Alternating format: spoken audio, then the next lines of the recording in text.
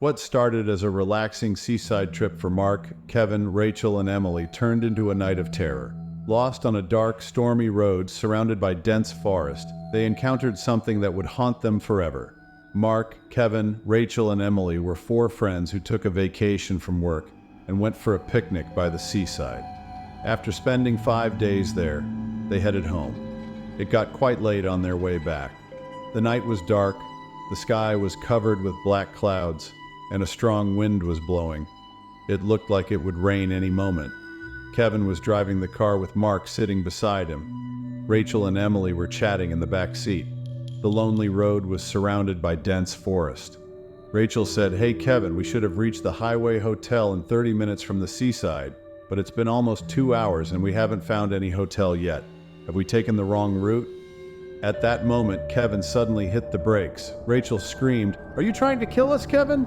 Kevin replied, "You're right. If I hadn't braked hard, we would all be dead by now. Look, there's a huge tree blocking the road." Mark said, "Oh my God, how did such a big tree end up in the middle of the road? I'm really scared."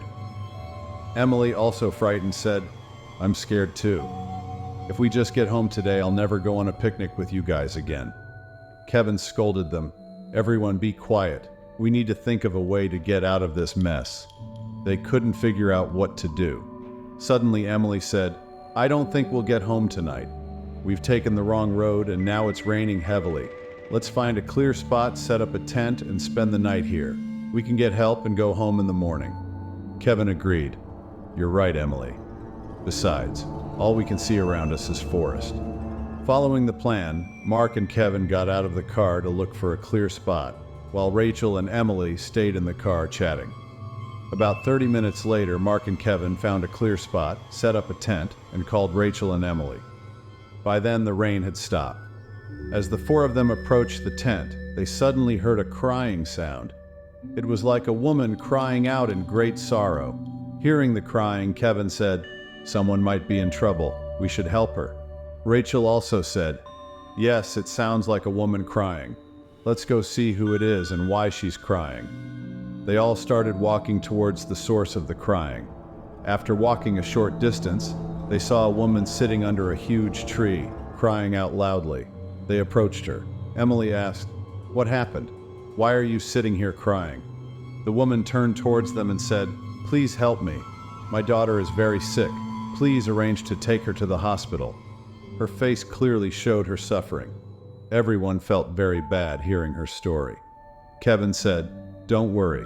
In the morning, we'll take your daughter to the hospital in our car." The woman replied, "I will be forever grateful for your help. But what are you all doing in this forest so late at night?" Rachel explained, "We took the wrong road and ended up in this forest. We set up a tent here to spend the night." The woman said, "It's not safe to stay in this forest at night. Come with me. My house is near the edge of the forest. Stay at my place tonight." They all felt relieved hearing this. Following the woman, they walked deep into the forest. There were only big trees around, no sign of any house or people. Everyone started feeling a bit scared. Finally, Rachel said, "We don't see any house around. Where is your house?" The woman replied, "There it is, where the light is shining." They were all startled. Emily said, "Strange, there was no house there before. Where did it suddenly come from? Maybe we were seeing things." Surrounded by forest, there was a small house with a faint light shining inside. The atmosphere was very eerie. They followed the woman into the house. As soon as they entered, they were shocked. They saw 2 dead bodies inside the house. One was of the woman who had led them there, and the other was of a little girl. Seeing this, they started trembling with fear. At that moment, the woman transformed into a grotesque figure and started laughing horrifically. Frightened, the 4 friends ran out of the house. Running through the forest, they finally reached another small house. They knocked on the door for help. An old woman, about 80 years old, came out and asked, "Who are you? What are you doing here so late at night?" Emily replied, "We are in big trouble and have come to you for help. Can we stay here for the night? We will leave in the morning." The old woman said, "All right, come inside."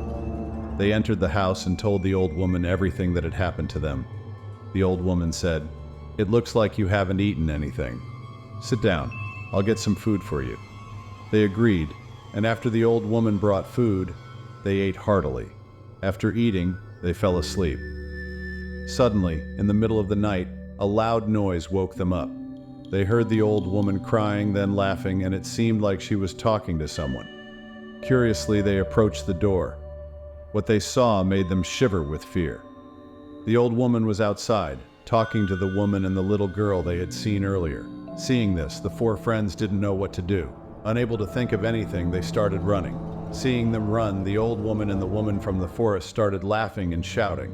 The old woman then called out to them, "Don't be afraid. We won't harm you. You are good people. You came here to help my granddaughter get to the hospital.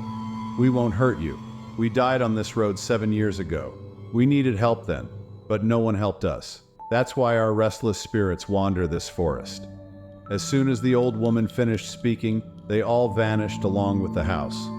Kevin and the others stood in the middle of the forest, having experienced a terrifying ordeal. Soon it was morning, and they drove back home.